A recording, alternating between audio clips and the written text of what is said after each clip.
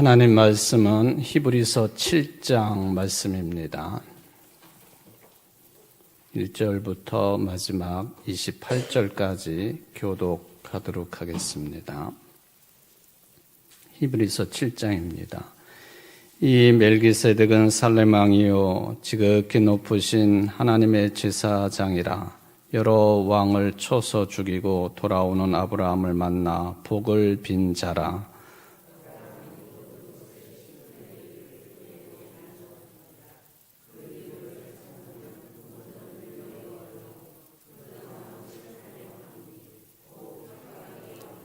아버지도 없고 어머니도 없고 족보도 없고 시작한 날도 없고 생명의 끝도 없어 하나님의 아들과 닮아서 항상 제사장으로 있느니라.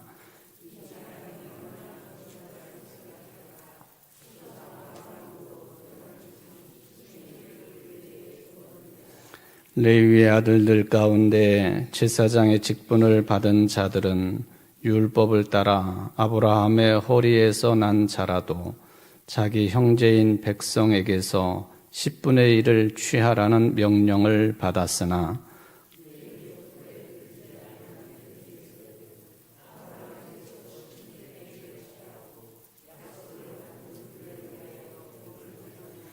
논란의 여지 없이 낮은 자가 높은 자에게 축복을 받느니라.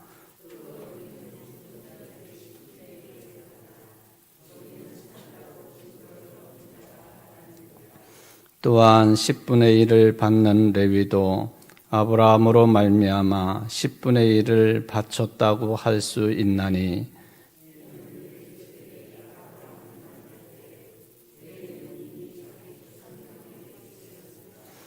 레위 계통의 제사 직분으로 말미암아 온전함을 얻을 수 있었으면 백성이 그 아래에서 율법을 받았으니 어찌하여 아론의 반차를 따르지 않고 멜기세덱의 반차를 따르는 다른 한 제사장을 세울 필요가 있느냐?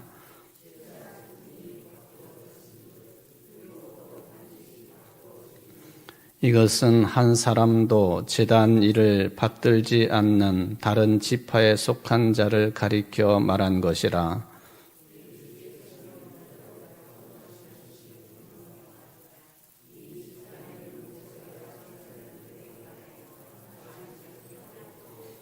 멜기세덱과 같은 별다른 한 제사장이 일어난 것을 보니 더욱 분명하도다.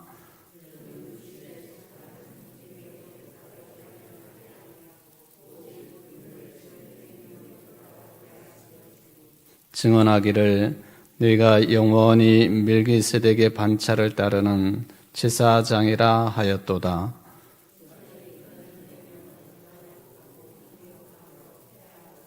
율법은 아무것도 온전하게 못할지라. 이에 더 좋은 소망이 생기니 이것으로 우리가 하나님께 가까이 가느니라.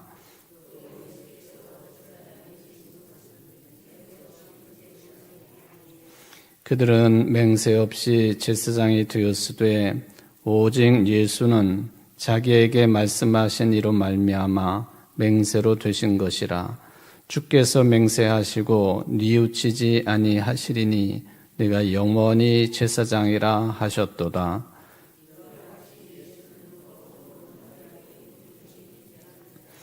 제사장 된 그들의 수요가 많은 것은 죽음으로 말미암아 항상 잊지 못함이로되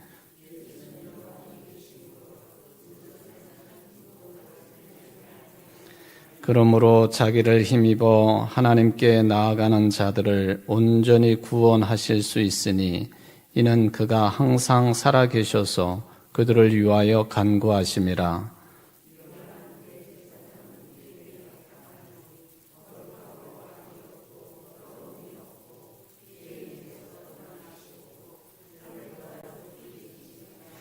그는 저 대제사장들이 먼저 자기 죄를 위하고 다음에 백성의 죄를 위하여 날마다 제사 드리는 것과 같이 할 필요가 없으니 이는 그가 단번에 자기를 드려 이루셨음이라.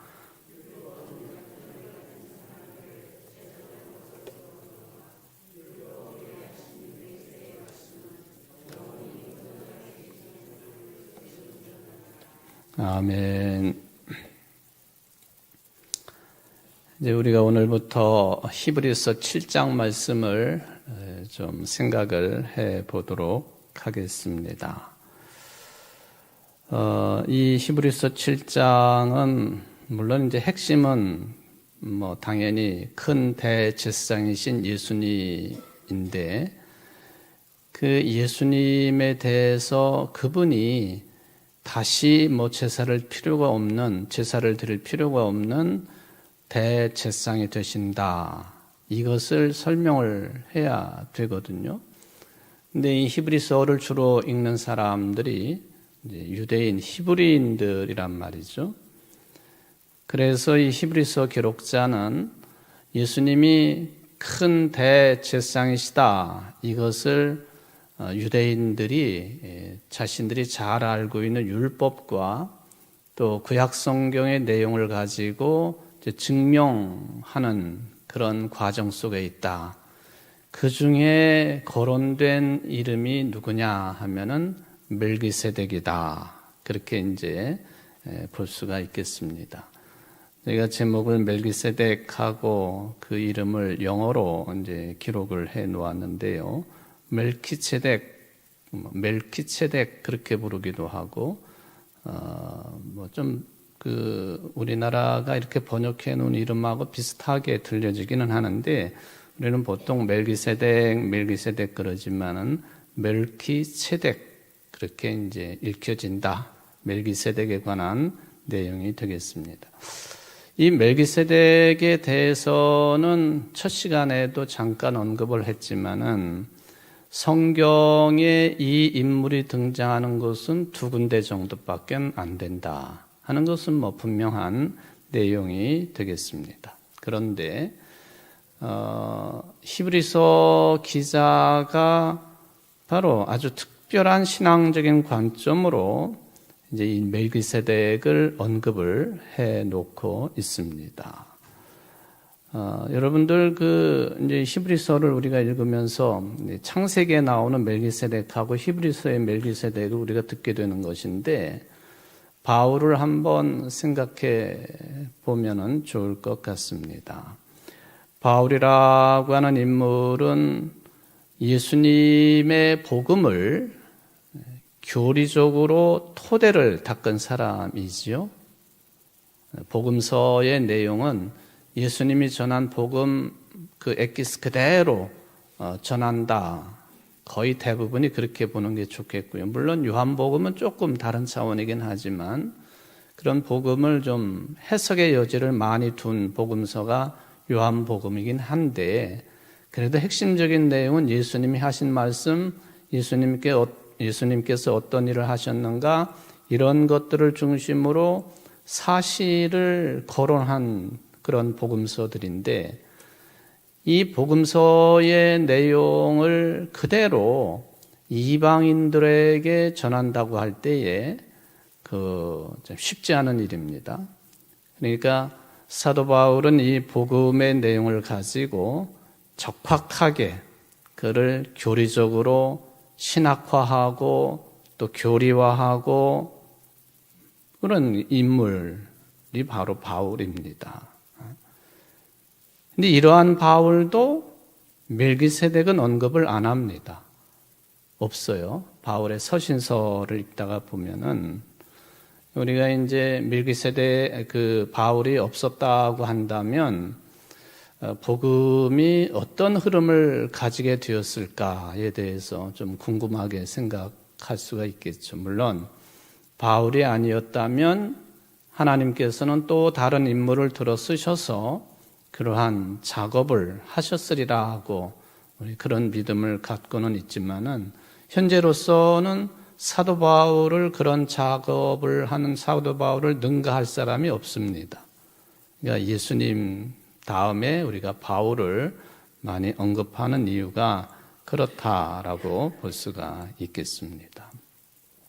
이 바울도 멜기세덱에 대해서는 언급을 하지 않았다. 그 말씀을 먼저 드려봅니다. 그런데 이 히브리인들이 주로 읽었어야만 되는 히브리서에서는 멜기세덱을 자신만의 고유한 신앙적인 입장을 가지고 말하자면은 중요한 인물로 제시를 해주고 있습니다. 어떤 일을 위해서 기독교의 어떤 교리화를 위하여 멜기세덱을 아주 중요한 인물로 이제 거론을 했다 하는 것입니다. 우리가 이제 그런 지금 오늘 7장을 읽었지만은 계속 나가다 보면은 히브리서 기록자가 왜 그런 작업에 몰두를 했는지 좀 더 깊이 접할 수가 있겠습니다. 앞에서도 여러 차례 언급을 했지만은 예수님이 참된 큰 대제사장이신데 이것을 잘 설명하기 위해서 멜기세덱을 끌어들입니다. 근데 왜 굳이 멜기세덱이냐? 다른 인물들도 많았는데 뭐 그런 이유가 오늘 이제 7장이 집중적으로 다루어지고 있습니다. 여러분들이 이제 대충은 그 28절까지 우리가 쭉 교독을 했기 때문에 눈치가 빠르신 분들은 제가 지금 잠깐 설명을 한 그런 내용들을 기억하면서 그래서 이런 내용이 기록되어 있구나. 또 절에서 이런 내용이 기록되어 있구나 하는 것을 이제 뽑아내실 수가 있을 것입니다.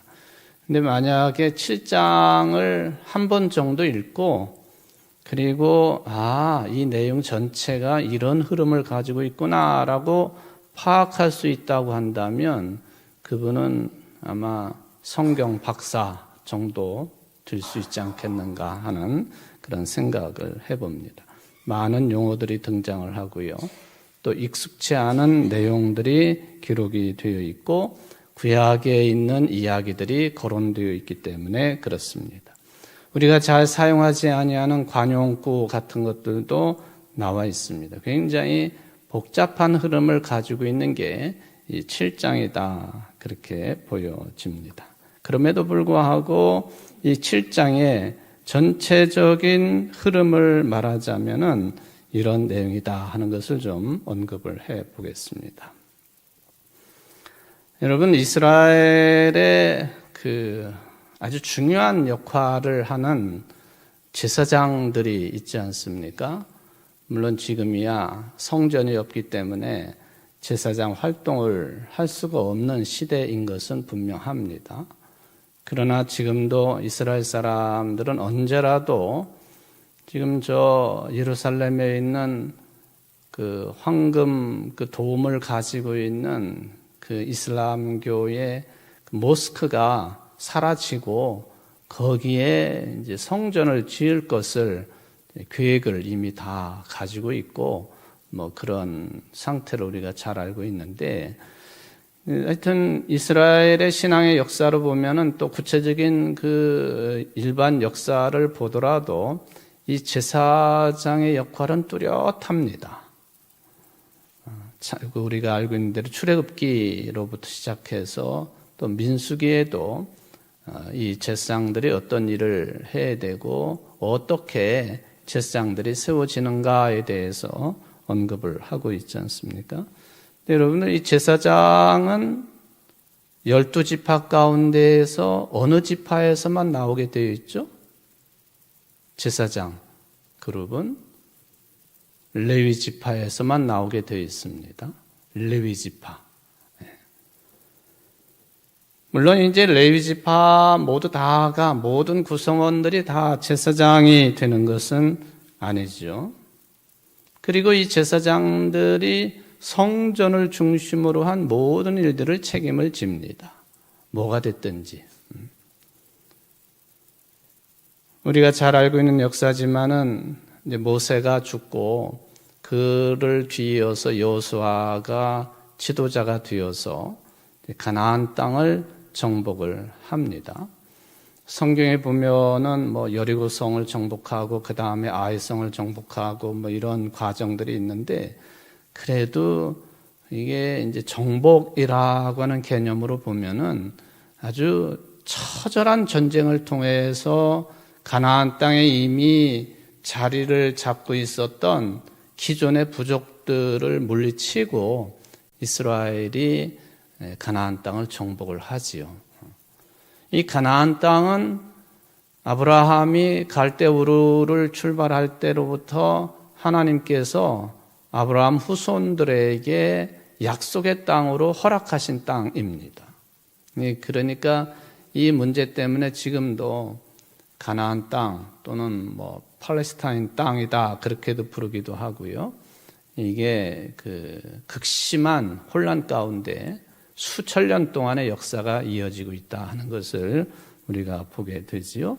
자, 여호수아가 지도자가 돼가지고 죽고 죽이는 그런 전쟁의 피비린내 속에서 가나안 땅을 정복을 하고, 그리고는 지파별로 땅을 분배를 합니다. 지파별로 땅을 차지한다는 것이죠. 이게 무슨 어느 땅을 놓고 이쪽 지파 저쪽 지파가 공유하는 법이 없습니다.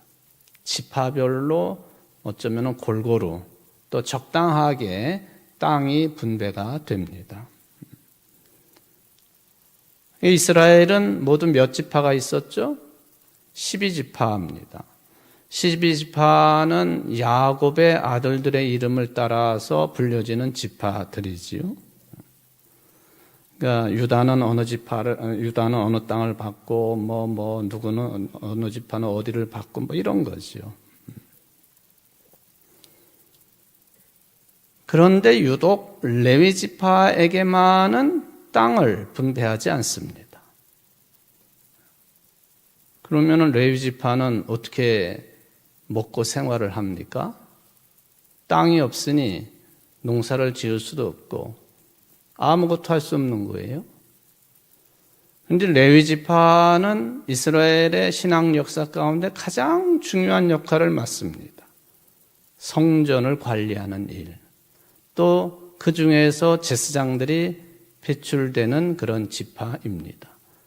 그러니까 가장 중요한 일을 하는 지파임에도 불구하고 땅은 주지 않습니다. 그러니까 이게 성전의 일이라고 하는 것은 해석해 보면은 그건 땅의 일이 아니다라는 그런 개념으로도 해석을 해볼 수가 있겠죠. 그게 이제 하나님의 명령으로 되어지는 일이었습니다. 그리고 전통적으로 관례적으로 그 흐름은 계속 이어졌습니다. 레위 지파를 위해서 나머지 11지파들이 자기네 땅에서 나오는 모든 생산물들을 가지고 10분의 1을 성전을 중심으로 일을 하고 있는 레위 지파들에게 주어야만 됩니다. 이것도 명령입니다. 그러니까 레위 지파는 자기네들이 어떤 육체적인 노동을 하거나 할 수 있는 아예 땅도 없고 하니까 그저 11지파에서 공급해주고 있는 그런 먹거리, 필요한 것들, 이런 것들을 사용하면서 성전 업무만 했다. 그거죠. 그리고 이 레위 지파에서 이 성전 업무를 위해서 또 성별된 사람들이 필요한데 제사장들이 나오게 되어 있습니다. 이거는 이제 명령이고 또 지파 간의 어떤 맹세를 통해서 약속되어진 그런 흐름이 되겠습니다. 그리고 이 제사장의 그 명맥을 이어가는 방법은 그는 세습입니다. 세습. 세습이라고 하는 용어는 우리나라 기독교 개신교에서 조금 금기시되는 그런 용어 중에 하나인데, 구약시대 때의 이 제사장은 아버지가 제사장이면 아들도 제사장이고 손자도 제사장이 되는 거예요. 세습이라고 그러죠. 여기에는 무슨 우리 자식이 제사장이 되겠습니다 하고 소원할 필요도 없고요. 또 맹세할 필요도 없습니다. 그냥 자연스럽게 이렇게 세습이 되도록 되어 있습니다. 여러분들 성경 말씀을 하다가 무당 얘기하면 좀 기분이 좀 언짢아질 수도 있겠지만은 무당들 중에서도 두 종류가 있지 않습니까? 하나는 강신무가 있고요. 하나는 세습무가 있습니다. 그 세습, 그러니까 무당이 세습이 자식들에게 그걸 물려줘가지고 세습하는 무당이 있고, 강신, 이게 어느 대에 가가지고 어떤 사람이 신이 들려가지고 무당이 되는 경우, 이 두 종류로 나누지 않습니까?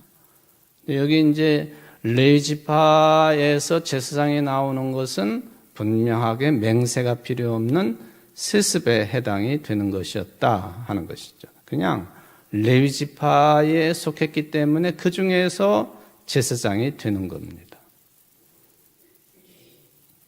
그런데 이제 레위기가 이런 이야기를 하면서 예수님의 이야기를 툭툭 던집니다. 레위 지파가 제사장이 되는 것은 맹세할 필요 없이 자동으로 되는 것이다. 그런데 예수님의 경우는 하나님이 맹세해서 하나님이 이루신 일이다. 이거 아주 큰 차이지 않습니까? 제사장은 자연스럽게 대를 이어서 세습이 되기 때문에 그거는 뭐 맹세를 하고 자시고 할 필요가 없이 그냥 되는 것이지만은 예수님이 제사장이 되신다. 그것도 큰 대제사장이 되신다라고 할 때는 하나님의 맹세에 의해서 이루어진 일이다. 굉장히 뚜렷하고 확실하게 이것을 히브리서 기록자는 이야기를 합니다. 이것은 무슨 목적을 가지고 이런 이야기를 하느냐? 처음에도 말씀을 드린 것처럼 구약 성경을 너무나도 잘 알고 있는 히브리인들, 그리고 제사장들에 대해서도 너무 잘 알고 있는 히브리인들, 성전 업무에 대해서도 너무나 잘 알고 있는 히브리인들, 이런 이스라엘 사람들에게 예수님이야말로 큰 대제사장이 되신다. 이거를 하나님의 맹세에 따른 일임으로 더 확실하게 못을 박아두는 그런 언급을 여기 히브리서에서 해주고 있다 하는 것이죠. 이스라엘의 제사장은 레위 지파에서만 내려오는 것인데 예수님이 그 지파에 속한 인물이냐? 그 지파를 따질 이유도 없지만 더 크게는 하나님의 맹세에 의해서 큰 대제사장이 되신 분 예수님이 계시다, 그런 이야기죠. 근데 이제 레위 지파도 위로 이렇게 쭉 올라가 보면은 그 창세기에 등장하고 있는 여러 그 족장들이 있죠. 족장.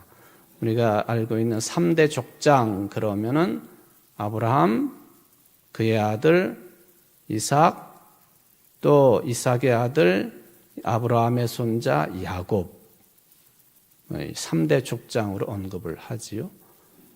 물론 뭐 요셉을 언급하기도 하지만 그건 그렇게 끼워줄 수는 없는 거고요.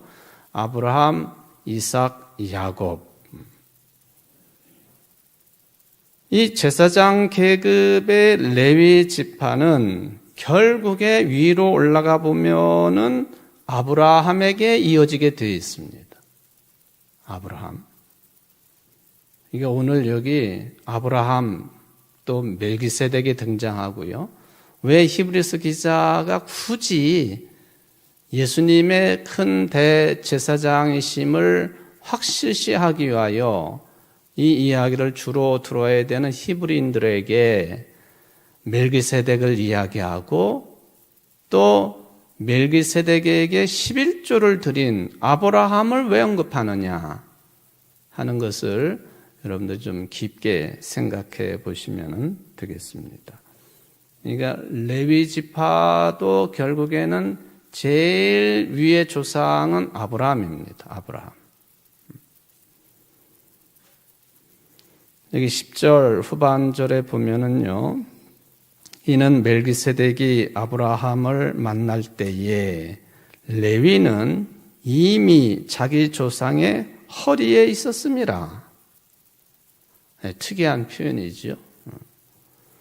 멜기세덱이 아브라함을 만날 때에 레위는 여기 이미자를 빼도 뭐 되겠지만은 자기 조상의 허리에 있었습니다. 그러니까 레위가 누구의 아들입니까? 야곱의 아들이죠. 그러니까 아브라함, 이삭, 야곱. 이거는 어떤 시간의 어떤 순서를 언급한다고도 볼 수 있는 거예요. 멜기세덱이 아브라함을 만날 때 레위는 겨우 자기 조상의 허리에 있었다. 아직 태어나지도 않았고.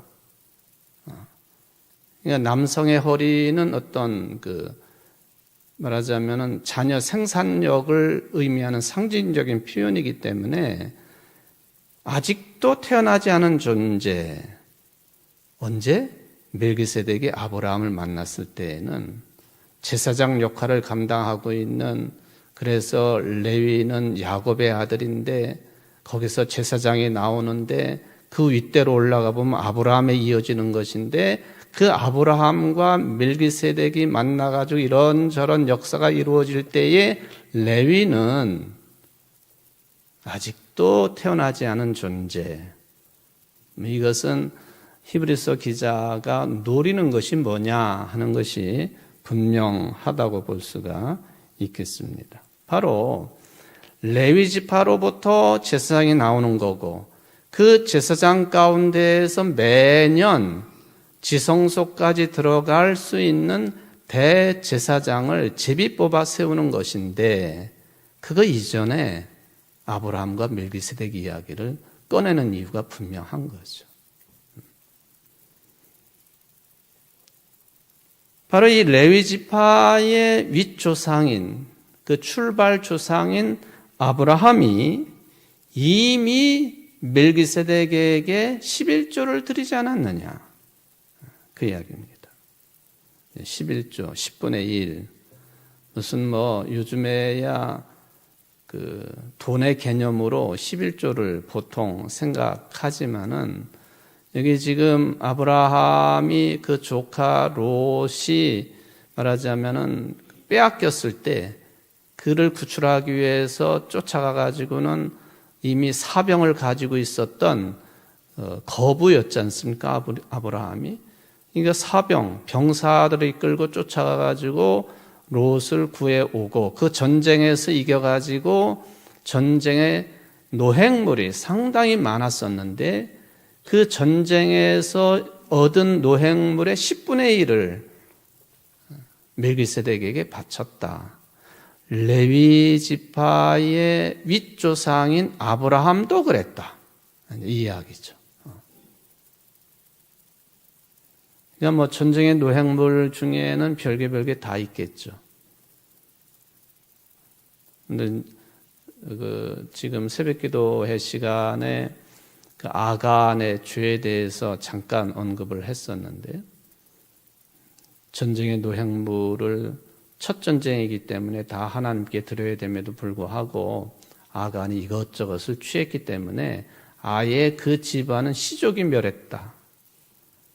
그래서 아골골짝이라고 하는 이름이 거기서부터 시작된다 하는 그런 언급을 해드렸는데, 어쨌든 여기 아브라함이 롯을 구하는 과정에서 발생된 전쟁의 노획물, 많은 물건 중에서 10분의 1을 멜기세덱에게 드린 것이고, 멜기세덱은 그걸 받고 아브라함을 축복했다.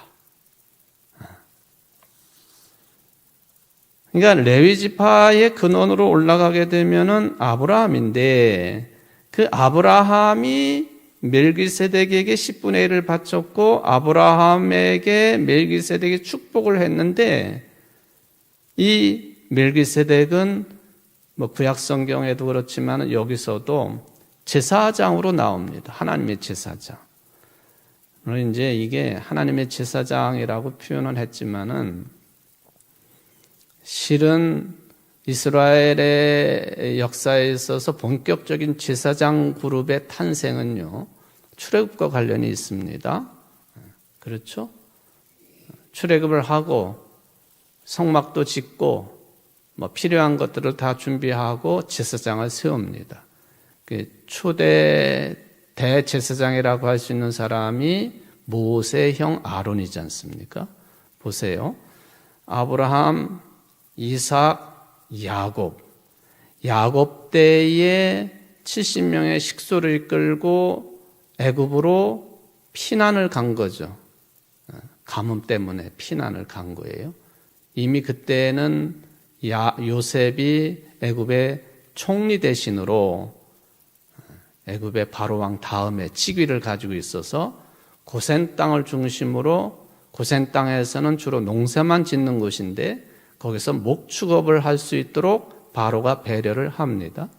그리고는 400년이 지나요. 그리고 나서 모세를 통해서 이스라엘 백성들이 출애굽을 해요. 그러니까 제사장으로 말하자면은 지금 아브라함을 만난 멜기세덱이 하나님의 제사장이라고 표현은 하고 있지만 실질적인 제사장의 역사는 아브라함도 지나고 이삭도 지나고 야곱도 지나고 수백 년이 흐른 뒤에 광야에서 제사장 그룹이 처음 시작이 된다. 그렇게 보시면 돼요.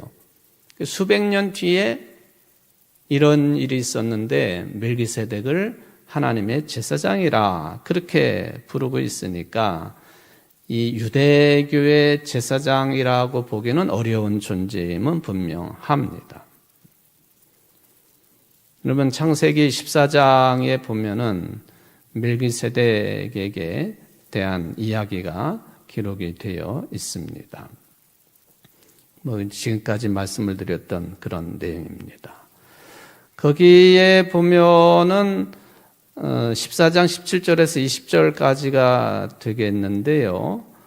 18절에 보면은 살렘 왕은 살롬, 평화라는 뜻인데요.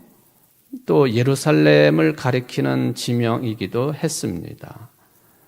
그러니까 멜기세덱이 왕이기도 하고 제사장이기도 하고 오랫동안 이스라엘이 정복하지 못했던 그 지역을 대표하는 인물이었습니다. 바로 그 살렘 왕 멜기세덱이 떡과 포도주를 가지고 나왔으니 그는 지극히 높으신 하나님의 제사장이었더라. 그러니까 이게 좀 우리로 하여금 좀 혼란을 겪게 하는 그런 표현인 것은 분명합니다. 그러나 성경에 그렇게 기록이 되어 있으니까 이게 하나님의 제사장이었더라라고 하는 이 말씀을 가지고 이게 유대교의 어떤 전통적인 역사 속에서의 제사장 개념보다는 그저 하나님을 알고 있었던, 하나님을 섬기고 있었던 쪽의 사람으로서 제사장 멜기세덱 그 정도 우리가 생각해 보는 것이 좋겠다 하는 생각을 해보게 됩니다. 출애굽기 28장에 나오고 있는 제사장에 관한 이야기, 또 다른 차원이지만 민수기 18장에 나와 있는 이 레위 지파 아론의 직분과 이어지는 제사장에 관한 이야기, 이것하고 이 멜기세덱이 하나님의 제사장이었다라고 하는 것은 큰 관련성은 없다라고 볼 수가 있겠습니다. 바로 이 멜기세덱이 아브라함을 축복해가지고 이르기를 천지의 주제시오 그렇게 축복을 했다 하는 기록이 남아 있습니다. 그러자 아브라함이 10분의 1을 멜기세덱에게 주었다. 그러니까 이런 내용들을 쭉 연결을 해보면요, 이런 창세기라든지 출애굽기라든지 민수기라든지 이런 내용들을 근거로 해가지고 히브리서 기록자가 아주 독특한 신앙의 해석을 내리고 있는데, 히브리인들의 제사장 지파인 레위보다도 멜기세덱의 제사장 전통이 더 우월하다, 그거예요. 멜기세덱의 제사장 전통이 더 우월하다.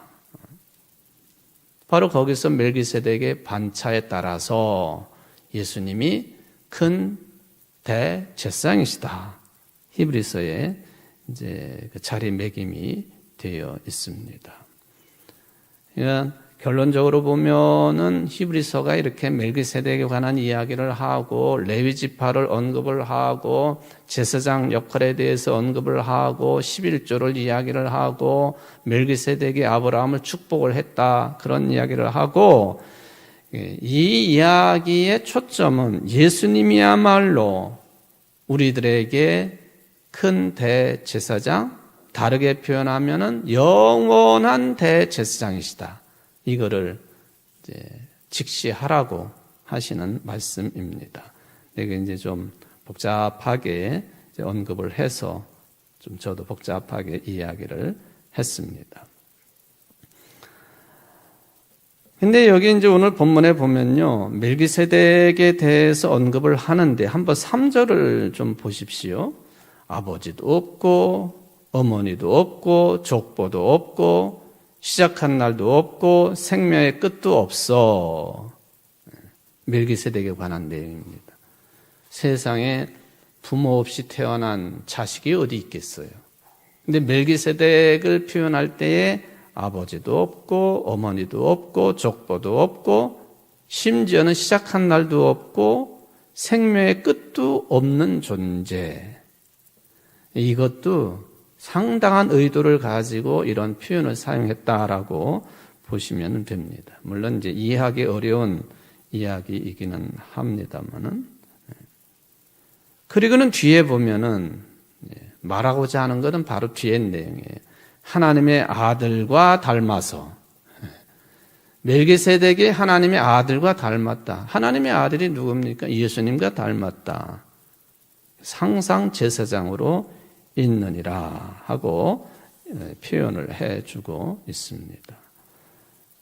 아버지, 부모가 없는 사람은 없기는 없습니다.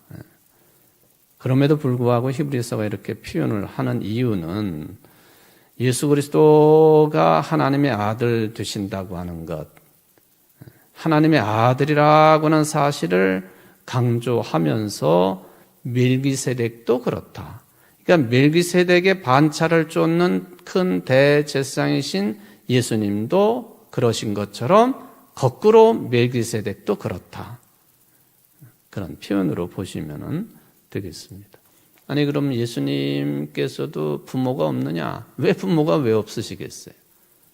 목수 역할을 했던 아버지 요셉이 있고 정혼만 했던 마리아가 성령을 통해서 잉태를 했다. 마리아가 있고 그러니까 여기 3절을 가지고 뭐 사람이 어떻게 아버지 어머니 없이 태어날 수 있느냐 그걸 가지고 따지자고 들면은 그거는 좀 핵심을 벗어난 곤란한 이야기가 되는 거예요. 여기 핵심은 하나님의 아들이다. 거기에 있다고 하는 것을 말씀드릴 수가 있겠습니다. 또 보면은 멜기세덱을 이야기하자면은 이제 10분의 1, 11조에 관한 이야기가 되어 있습니다. 이제 4절부터 10절까지가 대체적으로 그런 내용입니다. 그래서 지금도 교회에서 11조 헌금을 이야기하거나 강조를 할 때에는 여기 아브라함과 멜기세덱 간의 11조 이야기는 당연히 거론이 되고 물론 말라기서 3장 7절로 12절에 나와 있는 것처럼 온전한 11조 이야기가 가장 많이 등장하기는 하지만 여기 히브리서의 이 내용도 자주 언급되고 있는 내용들이다라고 볼 수가 있겠습니다. 아까도 말씀드린 것처럼 이 10분의 1은 레위 지파가 땅도 없이 살아야 되기 때문에 이러한 지파에서 보내는 생산물의 또 모든 것의 10분의 1을 가지고 생활을 했다. 그러니까 그대로부터 이것은 통상적인 관례였다. 그런 얘기예요.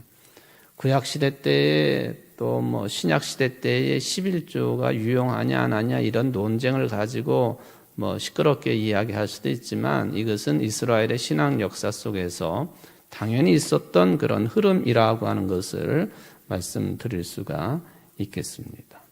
어쨌든 멜기세덱이 이스라엘의 전통적인 어떤 조직화된 그런 전통 속에서의 제사장들보다도 훨씬 우월하다 하는 것을 11조 이야기를 통해서도 언급을 해 놓은 것입니다.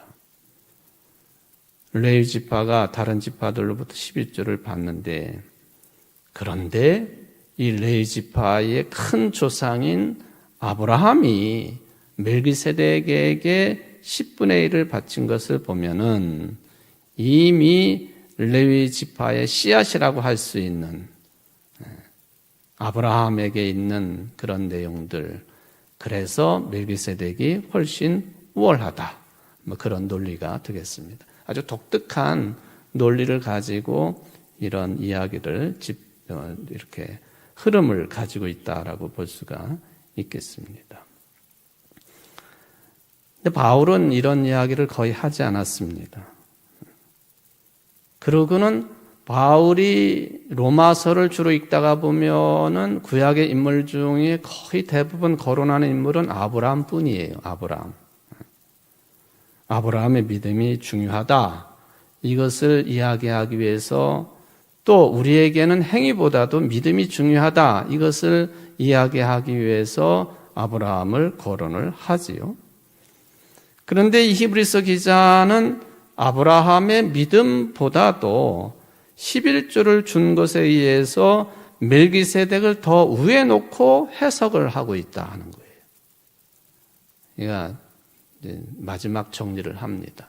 왔다 갔다 하니까 여러분들이 좀 헷갈릴 수가 있겠는데, 왜 굳이 이렇게 이야기했느냐는 거죠. 왜 굳이 이렇게 이야기했느냐. 멜기세덱이 더 우월하다고 그러고 아브라함이 그에게 11조를 드렸다고 그러고, 이 책을 읽어야 되는 사람들이 히브리인이었다고 하는 것, 그리고 아브라함은 그들에게 가장 큰 조상이었다고 하는 것, 그겁니다. 이제 거기에 핵심적인 이유가 있다라고 볼 수가 있겠죠. 물론 아브라함은 지금부터 지금 2026년도니까요. 주전 2000년 정도의 인물입니다. 그러니까 지금부터 한 4000년 전 인물이에요. 아브라함. 이 아브라함은 그때부터 시작된 것은 아니지만은 아브라함을 중심으로 우리 기독교도 그를 믿음의 조상이라고 여기고 있고, 유대교도 조상으로 여기고 있대, 가장 큰 조상으로 여기고 있고, 이슬람교도 아브라함을 가장 큰 조상으로 여기고 있습니다. 기독교도, 유대교도, 이슬람교도 가장 큰 조상으로 여기고 있는 아브라함이냐? 그 아브라함이 멜기세덱에게 11조를 드리지 않았느냐? 그리고 예수님은 아브라함으로부터 11조를 받은, 그리고 아브라함을 축복한 멜기세덱의 반차를 쫓아가지고 제사장이 되신 큰 대제사장이시다. 이게 결론입니다. 결론이라고 말씀을 드리니까 히브리서 더 공부할 이유가 없겠다, 그건 아니지만은 어쨌든 이 7장이 그런 큰 흐름을 가지고 있다는 것을 기억해 두시면 좋겠습니다. 여러분들, 제가 얼마 전에도 주일 예배 시간에 이 아브라함의 고향이라고 하는 곳이 이란, 이라크, 튀르키예 다 이렇게 옛날에 이스라엘의 북쪽의 큰 대제국의 땅들 아니었습니까? 근데 지금은 튀르키예의 그 한 지역이 아브라함이 이제 처음으로 하나님의 부르심을 받고 떠난 고향이라고, 갈대아 우르라고 그렇게 이야기를 하는데, 지금은 산느우르파로 그렇게 부릅니다. 산느우르파. 아브라함에 관한 유적이 굉장히 많이 남아있고, 또 이슬람교에서 코란에 기록되어 있는 전설적인 이야기들이 아브라함과 관련된 것이 많이 남아있는 곳이 산느우르파라고 하는 지역이에요. 그런데 이 산느우르파 바로 가까운 데에 괵베 클리테베라고 하는, 그러니까 12,000년 전에, 이것은 뭘로 설명할 수 있을까요? 신앙 공동체의 흔적을 찾을 수 있는 유적이, 그러니까 인류 최고 가장 오래된 어떤 신앙 행위의 유적이 발견된 곳이 아브라함의 고향 바로 옆에 붙어 있는 그곳이에요. 산우르파 바로 옆에. 그러니까 그 지역은 인류가 아마도 종교 생활을 시작한 지역으로 볼 수 있는 아주 특별한 지역입니다. 우리 하나님을 믿었다 그 얘기는 아니고요. 자기들 나름대로 새도 섬기고 짐승도 섬기고, 왜냐하면은 여기 퀘벡 클리페테베라고 하는 곳에 그 여러 그 기둥들이나 이런 데 새겨진 짐승들 모습을 보면은 그런 것을 섬겼다라고 볼 수 있는 것인데, 거기서 아브라함을 불러내신 것이죠. 창조주 하나님을 따르라. 창조주 하나님을 따르라. 그 아브라함보다도 더 큰 멜기세덱, 그리고 그 멜기세덱의 반차를 좇으신 예수님. 이게 이제 강조점입니다. 예수님은 우리의 핵심이죠. 우리의 신앙의 중심이 되겠습니다. 기도하십시다. 사랑의 하나님 아버지, 오늘 히브리서 7장 말씀을 통하여 좀 복잡한 내용이지만은 멜기세덱이라고 하는 존재가 어떤 자리매김이 되어 있는지 바울도 언급하지 않은 인물이지만은 히브리서 기록자는 주로 이 내용을 읽어야 되는 유대인들을 향하여 너희들의 최고의 조상이 아브라함이냐? 아브라함이 11조를 드린 멜기세덱이고 멜기세덱의 반차를 쫓아서 대제사장 되신 분이 주님이시라고 하는 것을 해석하고 또한 설명을 해주고 있습니다. 분명한 이유를 가지고 이런 논리를 펴고 있는 히브리서 기록자의 특별함을 오늘도 접하게 되었습니다. 우리의 구주가 되시는 대제사장이신 예수님, 우리의 질고와 우리의 아픔을 너무나도 잘 아시고 체득하시는 예수님, 그 예수님을 중심으로 산다고 하는 것이 어떤 의미가 있는 것이고 어떤 뜻이 담겨 있는 것인지 다시 한번 이 고난주간에 그 예수님을 바라볼 수 있는, 특별히 그분의 십자가의 고난과 죽으심을 직시할 수 있는 우리 모두의 믿음이 될 수 있도록 은혜를 베풀어 주옵소서. 예수님의 이름으로 기도하옵나이다. 아멘.